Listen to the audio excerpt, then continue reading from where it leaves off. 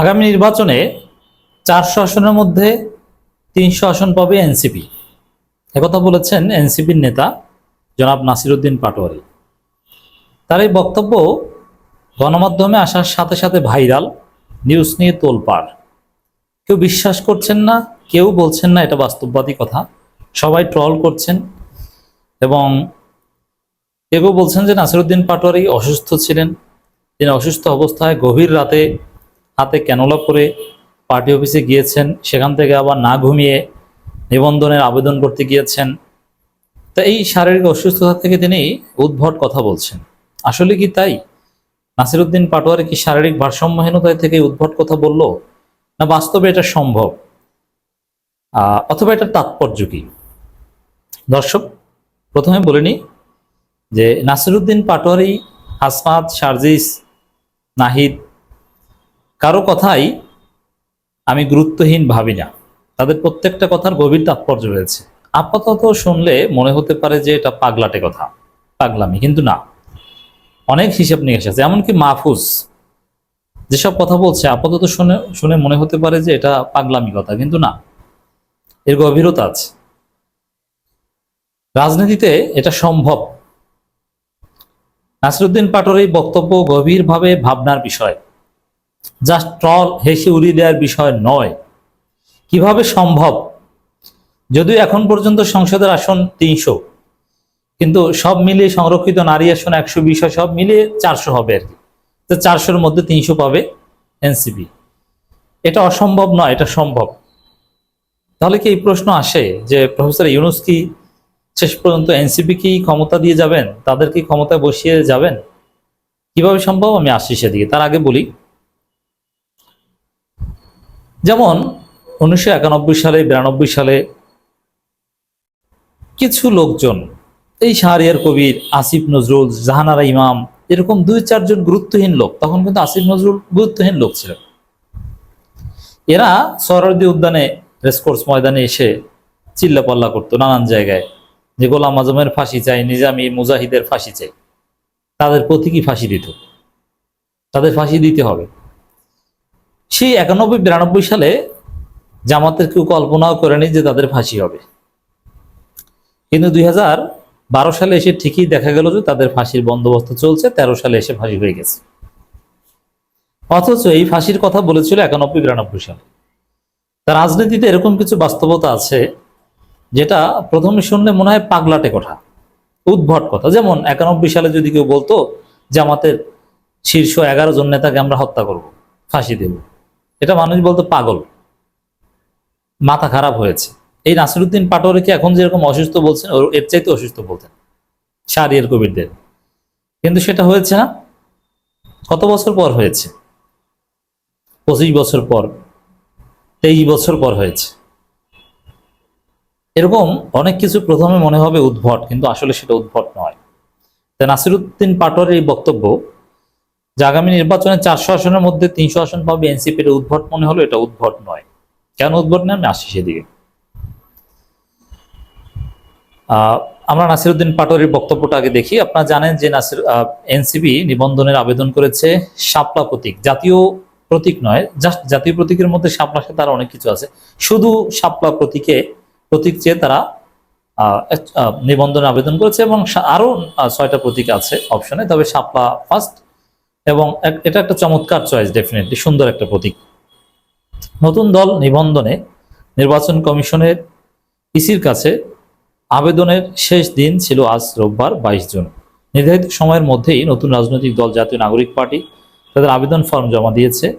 এরপরেই বের হয়ে এসে নেতৃবৃন্দ কথা বলছেন সাংবাদিকদের সঙ্গে। শুরুতেই কথা বলেন পার্টি সদস্য সচিব আক্তার হোসেন। তিনি বলেন, নিবন্ধনের জন্য যা যা করণীয় ছিল সব করে পূর্ণাঙ্গ ফর্ম ইসিতে জমা দিয়েছে এনসিপি। তারা 3টি প্রতীক চেয়ে আবেদন করেছে, তবে শাপলা প্রতীকেই তারা চান বলে জানিয়েছেন।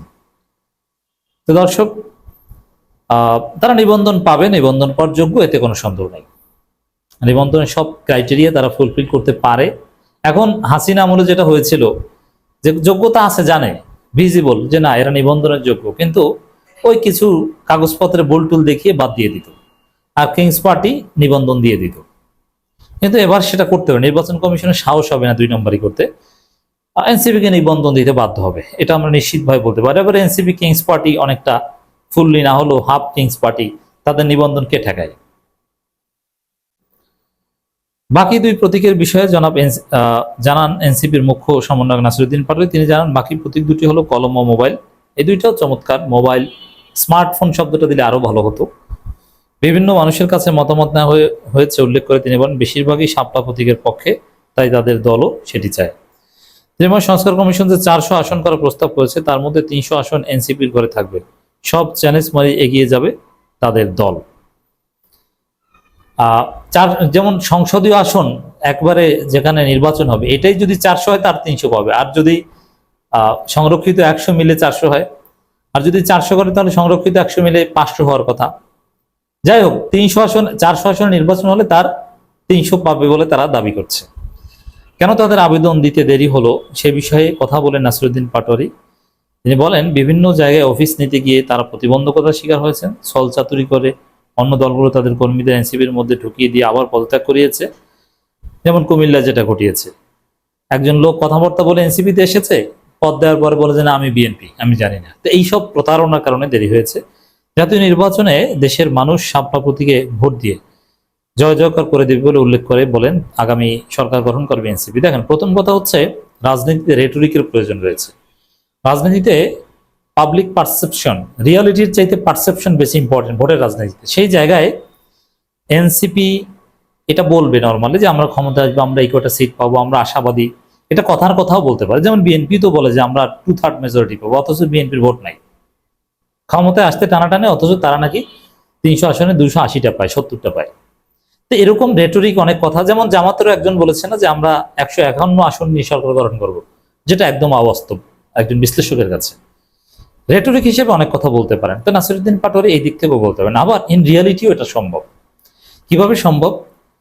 জিয়াউর রহমানের থিওরিতে, এরশাদের থিওরিতে সম্ভব। সাপোজ ইউনূস যদি চান সিরিয়াসলি এটা সম্ভব, তাহলে প্রথমে যেটা করতে হবে বিএনপিকে ধৈর্য বানাতে হবে, বিএনপিকে ধরা দিতে হবে। বিএনপিকে ধরা দেওয়া সহজ, যে বিএনপির নেতারা কর্মীরা যেভাবে চাঁদাবাজি করছে, লুটপাট করছে, যে বর্ষিতে বর্ষি গিলেছে, তো এদেরকে জেলে ঢুকানো, অপারেশন ক্লিন হার্ট চালিয়ে যেসব হত্যাকাণ্ড এরা ঘটিয়েছে, এদেরকে জয় বাংলা করে দেওয়া কোনো ব্যাপার না। এবার আছে তারেক রহমান। তারেক রহমান লন্ডন বৈঠকে যে কথাবার্তা বলেছে, গোপন সমঝোতা হয়েছে, এগুলোর অডিও রেকর্ড সরকারের কাছে আছে। এগুলো ফাঁস করে দিলে তারেক রহমান একদম জয় বাংলা। তাহলে বিএনপি শেষ।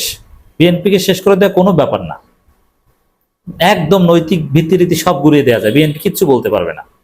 তো বিএনপি শেষ করে যদি এই সরকার, স্থানীয় সরকার নির্বাচনের তারিখ ঘোষণা করে, এখন তারিখ ঘোষণা করলে বিএনপি শেষের আরেকটা ধাপ হচ্ছে যে নিজেরা মারামারি করে রক্তারক্তি করবে। তারপর স্থানীয় সরকার নির্বাচন স্থগিত করবে সরকার। তারপর সব ইউনিয়ন পরিষদ, উপজেলা পরিষদ, সিটি কর্পোরেশন, পৌরসভা সব জায়গায় প্রশাসক বসিয়ে দেবে। তারপরে সেই প্রশাসকগুলো বসাবে সবাই এনসিপি পন্থী বা সরকারপন্থী। এই প্রশাসকরা ওই গ্রাম সরকার টাইপের কিছু, একবার ইউনিয়ন থেকে সিটি কর্পোরেশন। তারা এনসিপি কে ক্ষমতায় আনার জন্য বিভিন্ন দলের লোকজন ভিড়িয়ে বলবে যে এরা ক্ষমতায় আসবে, আমাদের দলে আসবে। আওয়ামী লীগের সবাই এখানে আসবে, জাতীয় পার্টি নিষিদ্ধ করে দিয়ে বলবে যে আমাদের এখানে আসো, সবাই আসবে। তারপরে এনসিপি ক্ষমতায়। এবং এই পদ্ধতিতে 400 আসন 300 আসন সম্ভব। তা প্রফেসর ইউনূস চাইলে এটা সম্ভব। এখন উদ্ভট মনে হলো কিংস পার্টির ক্ষেত্রে, জিয়াউর রহমান যেহেতু করতে পেরেছে, এরশাদ যেহেতু এই ধরনের ঘটনা ঘটিয়েছে, তা এখন এই ধরনের ঘটনা অসম্ভব নয়। অতএব নাসিরুদ্দিন পাটোয়ারির বক্তব্য আমি একদম অবাস্তব বা কথার কথা বা রেটরিক মনে করি না, অসম্ভব নয়, হতে পারে।